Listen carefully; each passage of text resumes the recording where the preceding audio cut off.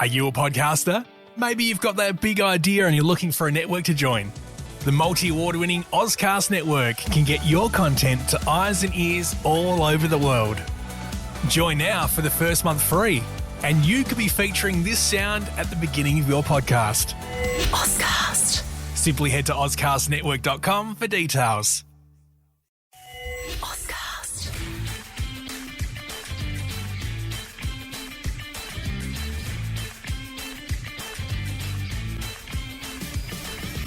All right, Nest family, great to be with you.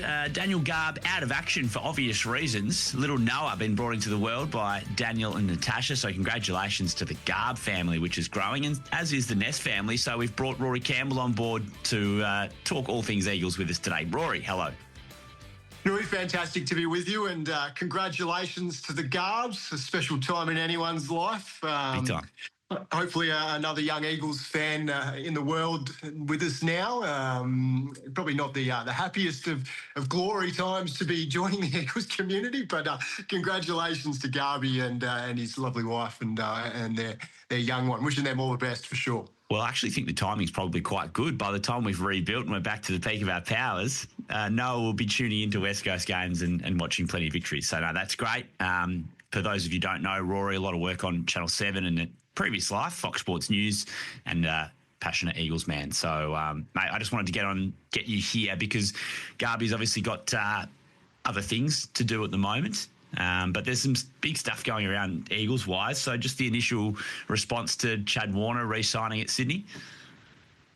Yeah, look, I mean, it's a blow, I guess, in the sense that he's not coming to West Coast. He's one of the premier midfielders in the comp.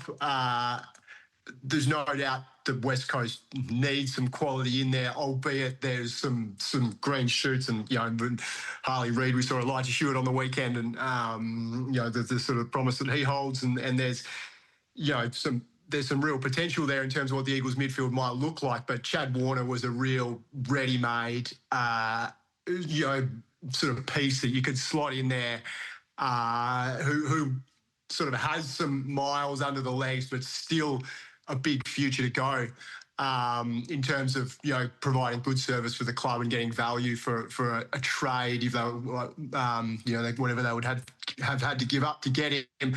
So from that perspective, it takes a really talented, bright prospect off the table for the Eagles, at least for 2 years, I think, is the re-signing situation. And I guess given what we're seeing with contracts and the long-term nature of them, and them getting longer and longer, and some of the money that's getting bandied around, albeit with the sort of the salary cap blowing out a bit, which sort of kind of distorts it a little bit. The fact that he's signed for 2 years suggests that, to me at least, that maybe he could be gettable in a couple of years' time, or at the end of that contract, whenever that is. So, yeah, look, in terms of providing the Eagles with a piece in the short term, it's a blow. But, look, I mean, I don't think injecting talent and young talent is necessarily a bad thing for the Eagles, through the draft, doing it that way. I feel like that's probably something that hasn't been done to the sort of optimum level in sort of recent to midterm history. But yeah, it would have been nice to have him. But I don't think it's the end of the world that he's not there, albeit it would have been nice to see him in blue and gold for sure. Yeah, I think I'm starting to warm to the idea that it's probably actually not a bad thing for all parties here. West Coast would have had to give up a couple of first-round picks to get him. And in the situation that we're in right now, Rory, our first-round picks are worth more than a lot of other clubs because they're going to be so high up. So the fact that we are able to hang on to our picks, get more young players into the club, I think is a positive. And then Chad has the opportunity to continue to compete for flags at Sydney for the next couple of years. Now he's on really good money on that 2-year extension. And then he gets to assess where we're at in 2 years' time. Hopefully we're on the improve and we've got a glut of good young players into the club. And then if he's ready to come home and be part of something at West Coast, then that means we can get him for free as a free agent. Obviously, we're going to have to pay a lot to get him in terms of salary, but it's a lot easier for us to expend that salary with a lot of young players on the list rather than having to give up the first round draft picks. So, yeah, I think it sounded like 9 to 12 months ago he was almost certain to come home, and things have changed for him, and he's decided to prioritise winning and feels settled in Sydney, particularly with Dean Cox being head coach, who he's got a good relationship with. You know, Corey signed on for another couple of years as well. So, yeah, I think in the end, he would have been an outstanding player to inject into our system, and it would add a lot of class and grunt to our midfield, which is an area which we're clearly lacking. I mean, if you've watched the first part of the season, as any AFL fan, you can clearly see that we're lacking quality and numbers in our midfield group. So that would have alleviated that issue, but it's not to be. So no Chad Warner for the next couple of years. He'll do his thing at the Swans, and then we'll have another crack in, at the end of 2027. So just from a West Coast perspective, coming off a really shoddy performance against Carlton at Gather Round, Rory, what did you make of the response against the Bombers last Friday? Yeah, I walked away with a couple of emotional responses. The first one being, look, there's a world, I see us not winning a game this year. Like, I can see that happening. And so I think my initial response, in that first immediate aftermath was, we just blew our chance to win the game that we're going to win this year. That was my initial emotional response. But once I'd calmed down a bit and settled a little bit, I thought about it a bit more. And look, I think, that performance is a positive to take away from it is it shows that we're competitive against teams at that benchmark. And, we're coming up against a few others in the next sort of month and a half. But these teams that are going to be in the sort of the bottom 4, bottom 6 on the table, we're at least competitive with them. You take this performance against the Bombers, maybe look at it alongside the performance against Brisbane earlier in the year. And my initial thought was, oh no, we've blown our one chance to win a game for the year. But then I think actually bigger picture, it actually suggests that no, we're going to be in the frame for a few more wins throughout the rest of the year, and particularly over the next sort of 6 weeks. It's been a pretty tough draw to start the year. There hasn't been any easy games, not that there's any easy games for the Eagles at the moment. I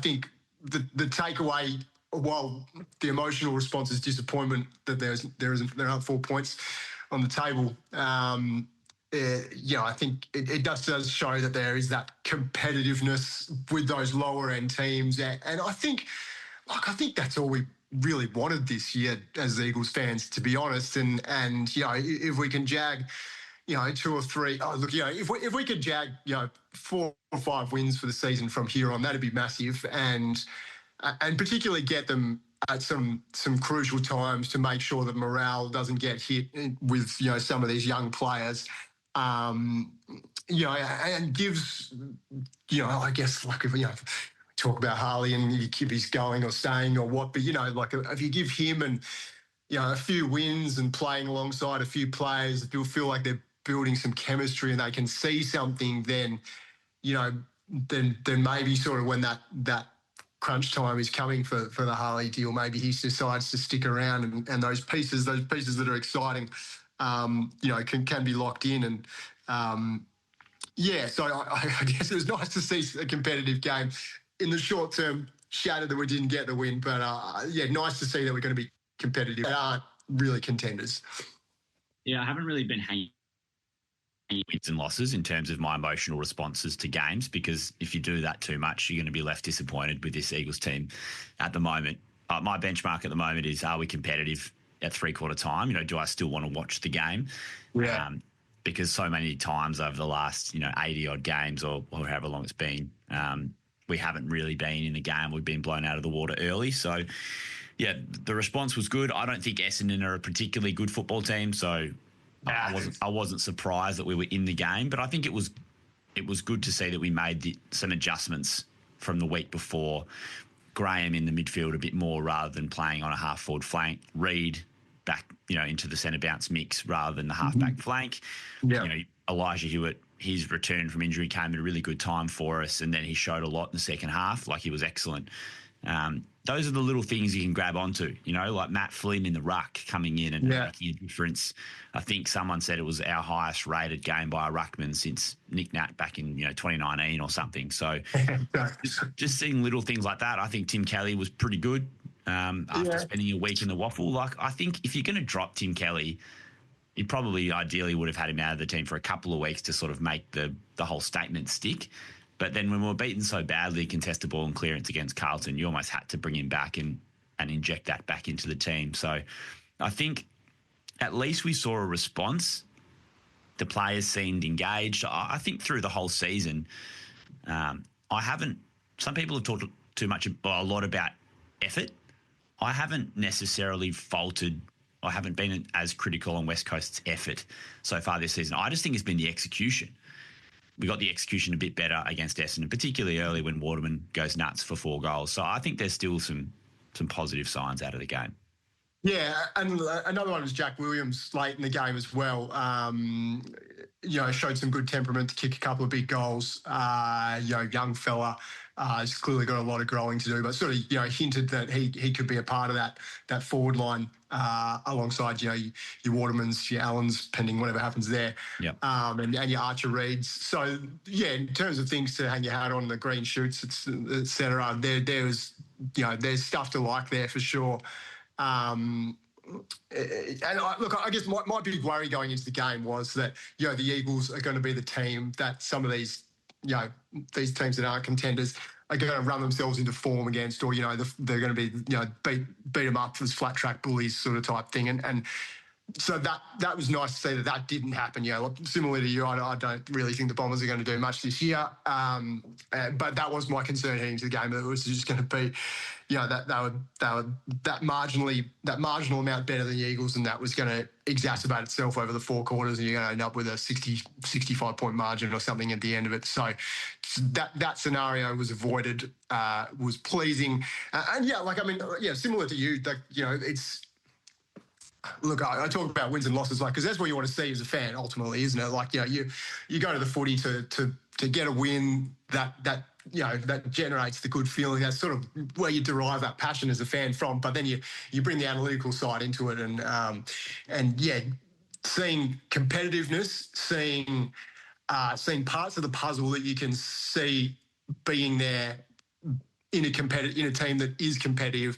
That's you walk away from games with a warm heart, seeing that and hopes for the future. And that, while you don't have that hook of the win, that keeps you coming back and keeps you turning on the TV for the next week and the next week and the next week. So, glad that the Bombers didn't wipe the floor with them. Would have loved the win given that we were in the position. But, worst fears allayed, which was nice, and probably some promise injected, Yeah, so I think Jack Hutchison did a really good job on Zach Merritt. I mean, it's pretty hard to stop Merritt from getting his touches. Like, he still had 26, but just limited his influence. And to a point where I was watching Zach quite closely and thought, it doesn't feel like Merritt is trying to impose himself on the game now. I think he's just trying to help other midfielders get their hands on the ball. Like, he wasn't really stat chasing, which I thought was a testament to the work ethic that Jack had put in through the game. I think he's ended up being quite a good mid-season pickup for us. Seems quite versatile, can play on the wing or half-forward flank, and then centre bounce midfielder as well. So I think we've definitely found one there, and maybe that's something we need to add to our repertoire, is a shutdown midfielder, which Hutchison appears to be able to do. McGovern was really good on return from injury. It's so important to us. I mean, Harry Edwards didn't have the best night on 2 metre Peter, who kicked 6 goals coming back from injury. So that second key defender slot is still an issue for us. From what you've seen from Edwards and Sandy Brock, haven't seen Rhett Bazzo yet. Have you got a way that you're leaning? Look, I like what I've seen of Bazzo. Harry Edwards he's been around a while now.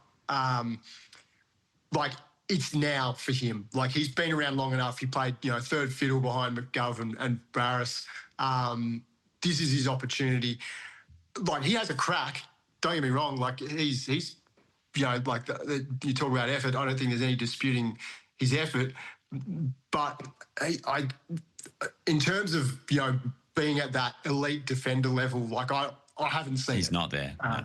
Yeah, it's not there for me. Bazo, I mean, he's had a rocky start to his career in all sorts of facets. I really like what I've seen with him, and like I think you talk about Edwards and not being there. Like I think the modern day key defender, like regardless of if they're an intercept type or if they're a lockdown sort of shut key forward out of the game, you need to be able to read the ball on the fly. And Gov and Barris were elite and are elite at doing that.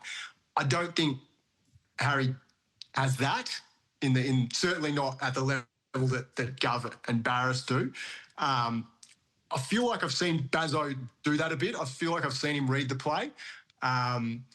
So, if he can get his body right, I think he was pretty good in the reserves. I think he was one of the best.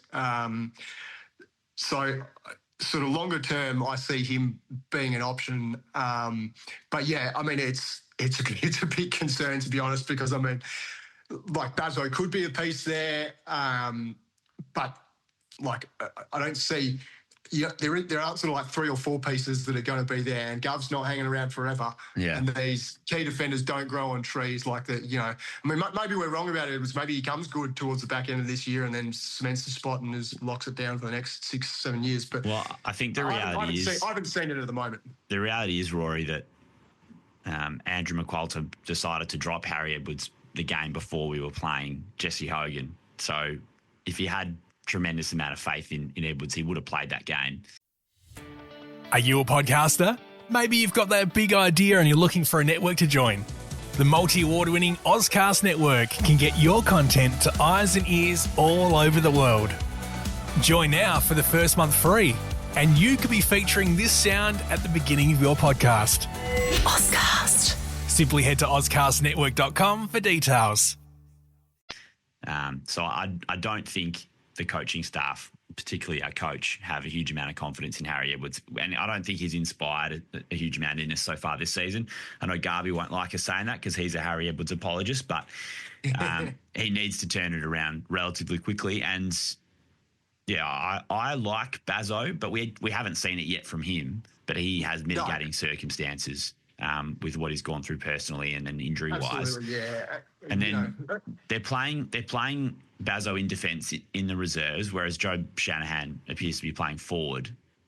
Shanahan can play either end of the ground. He's still young, but there's a lot of excitement about what he could be. So that's interesting because we seem to have a glut of key forwards. You know, we're trying to fit them all in, like we might play with 4 talls this week, but it's key defence that we're struggling with, but Shanahan's still playing forward in the 2. So it'll be interesting to see how that all works out. Just on that, so Oscar Allen is coming back this week. What do you think about the decision to give him a few days off and to rest him from the Essendon game after what had happened the last couple of weeks? Look, I mean, it's you'd love to be a fly on the wall behind in the 4 walls, and like a game out of the headlights. Does that help? I mean, I don't know. He's a big boy, Oscar. He's been around a while. What played out with Sam Mitchell, I mean, it wasn't particularly great to see the way it all rolled out publicly. But I mean, that's just a reality of footy, really. And like, clearly, Oscar was sort of embarrassed that it happened the way that it did, or it sort of was revealed the way that it was. Did that relate to him being left out on the weekend, or being taken out of the side on the weekend? I mean, the word out of the camp is no. But if not, like, why isn't he in the side? Like, it's round 6. It's not like it's round 18 and he's a big boy and he's been bashing and crashing bodies for 3/4 of the season. It's cold, it's dark, and you're playing in Melbourne against a marvel against a mid-table team or something like that. Like, it's he's a leader. He should be leading from the front. I know he hasn't been in great nick. I hope he gets whatever he needs to get out of missing the game. If it's physically, if it's psychologically. But yeah, I mean, I kind of look at just is like in terms of leadership, he's the co-captain. You got Duggan as well, hasn't been in terrific form, and if that's the if that's the flashpoint that snaps him into some form, then fantastic. And they've done it and they've handled it well. But I think as other players around him who are looking to him, as a leader, maybe you would have liked to see him out there. But that's just my take. I'm not in the four walls, and I don't know. Yeah, what's your take on it? Tough situation for the Eagles. Clearly, he's not 100% fit. Like you can see that when you watch him play. He's not moving all that well, and I don't think he hasn't been 100% fit for a while, which is unfortunate. Really, since he had that 60-goal season, he feels like he's been up against it a little bit, and of course, that's probably the reason why West Coast aren't willing to offer him, a really long contract on big money. Yeah. But I don't think they can, based on form, like at the moment, So, like if someone else with a 6-year deal, like I don't know if West Coast can match 6+ or something like that, just based on, fitness. Like he hasn't played consistent high-level footy for sort of like 2-3 years. When he's going, looks $1 million and is a fantastic player by all reports. A fantastic, bloke and club person, and from what I've seen, nothing to dispute that. But yeah, like if you're going to get value for money or value for trading in the door, and someone else is prepared to offer him a long-term deal, and you're going to tie up a huge amount of salary space by locking him in, I don't think you can, based on what we've seen. No, and I think locking Oscar into a 6 or 7 year deal on big money versus getting the free agency compensation when we really need to get young players through the door, I think I think the Eagles' position is understandable, and obviously Oscar's position is also understandable because he wants to maximise this contract, which will be the biggest of his career. So, yeah, we're in an interesting spot. I think if West Coast are trying to say that him not playing last week had nothing to do with all the circumstances over the last few weeks, I don't think that's not correct. That would have definitely been a factor. Clearly, it would have taken a toll on him mentally. If he was also physically struggling, then I can understand that, but that just sort of shows that he's not 100% fit. But it creates this weird circumstance where Oscar Allen potentially could have helped us win that game against Essendon, but he wasn't out there. Now he comes back to play an away game against the club that were openly trying to poach him 3 weeks ago.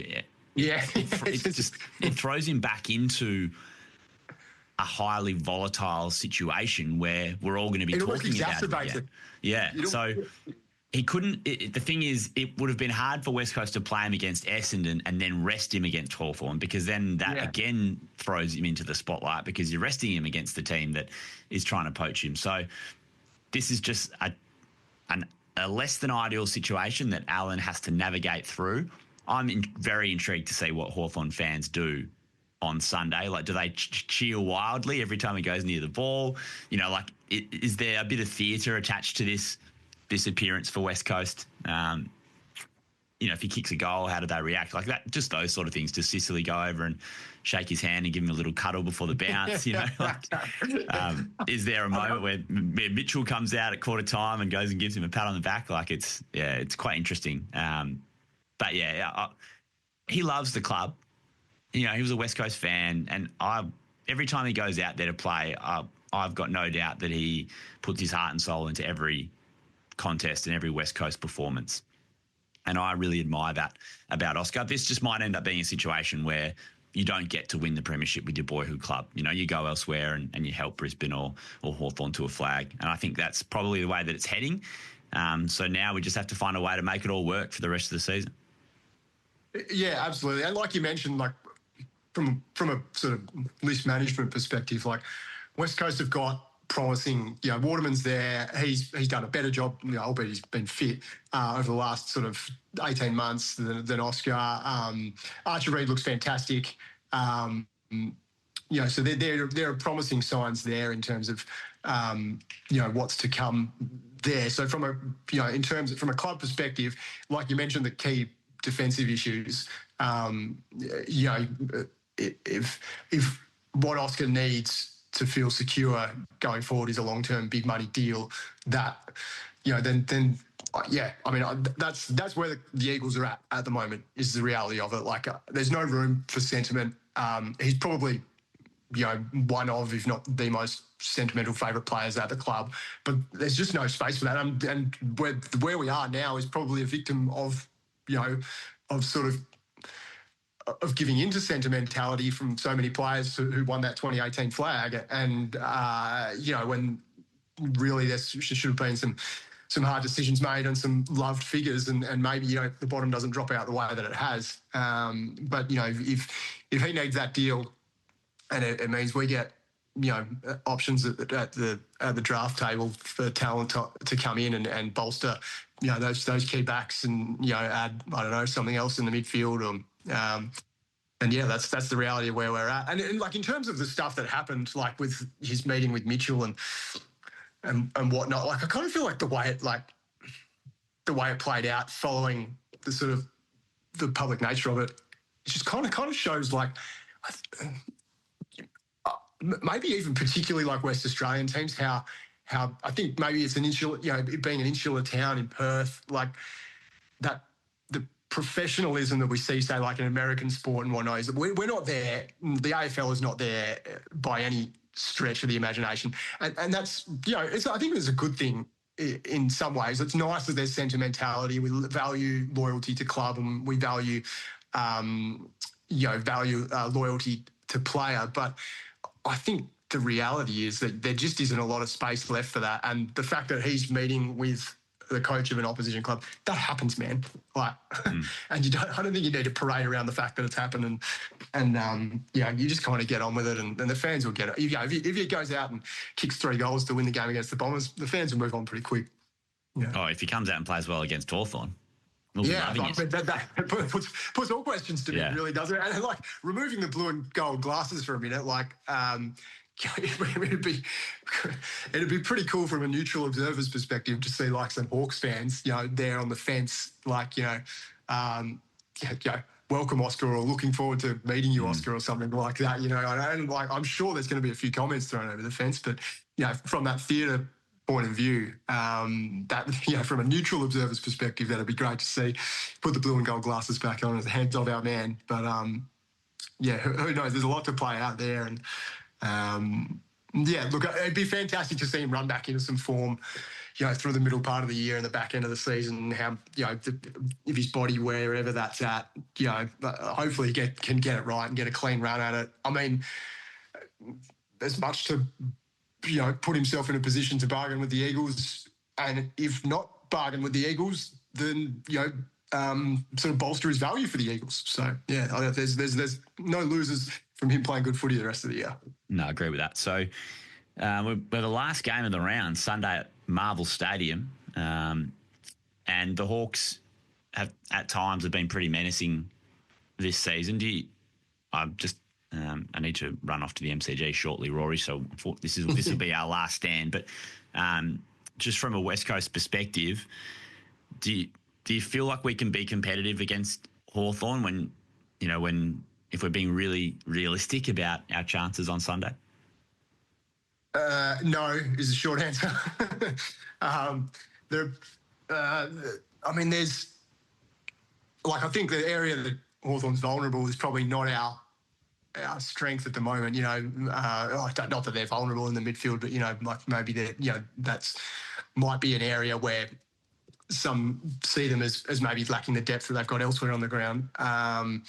I think we've got players that can do damage there, and we saw that. Hewitt was a big one for me to take away from him. And if Harley's at the point where he can head back into the middle and sort of do some centre bounce and some stuff coming forward out of stoppage, then those guys can absolutely hurt there. But I just don't see the ability to do that over 4 quarters against a team like Hawthorn.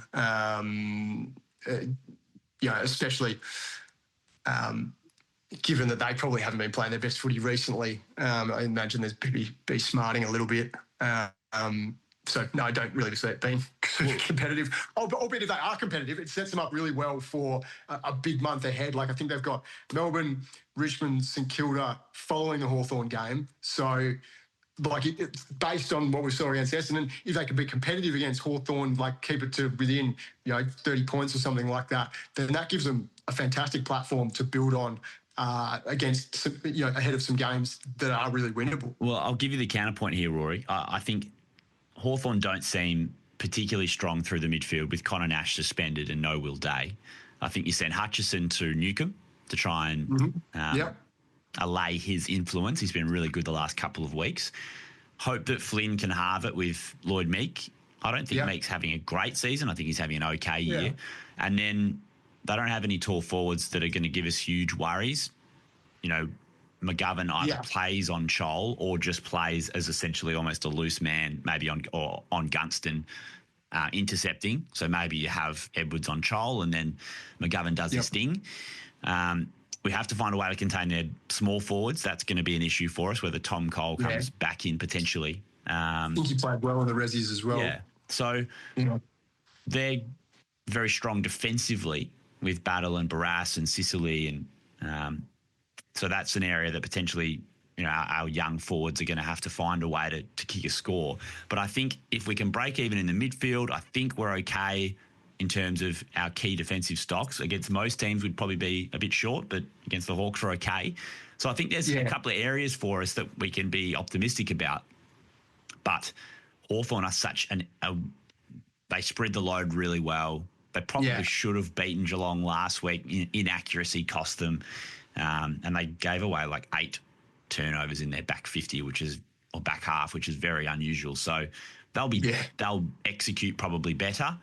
But yeah, I think there's a couple of small little rays of hope, but it's going to be a really big test.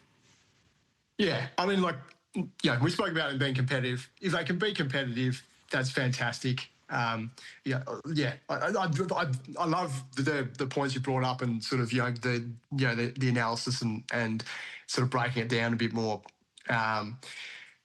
But I think ultimately when it comes to the final siren, I just think the Hawks have got too much class and too much system. Like watching them play live, like it's even from like midway early last season, after they had that slow start, like the players talk about being predictable to each other and stuff like that. They're so predictable to each other. At every point, they all know what each other's going to do, and when they don't execute, that doesn't help. But they've got that trust and faith and that system, and I just don't. They're short. They're skinny up front at the moment for sure, and that helps us, I guess, in the sense that we do have some players who can cover that space, but I think they've got a lot of pros elsewhere, and particularly sort of like across half back and that sort of thing. Like they're if we can be competitive, fantastic. Set ourselves up for a look. There's really wins heading into the bye. Like there's a game against North as well. Carlton are travelling fantastic.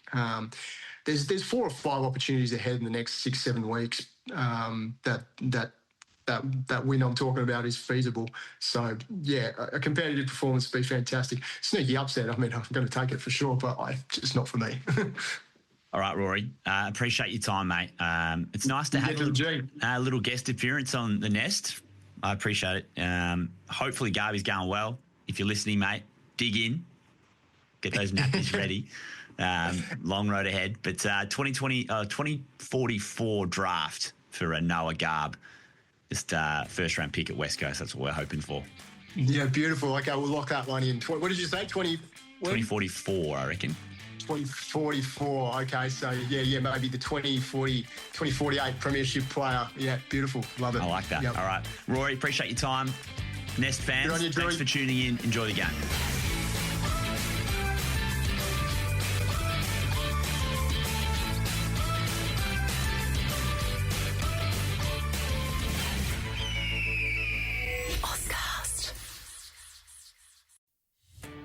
Are you a podcaster? Maybe you've got that big idea and you're looking for a network to join. The multi-award-winning Ozcast Network can get your content to eyes and ears all over the world. Join now for the first month free, and you could be featuring this sound at the beginning of your podcast. Ozcast. Simply head to ozcastnetwork.com for details.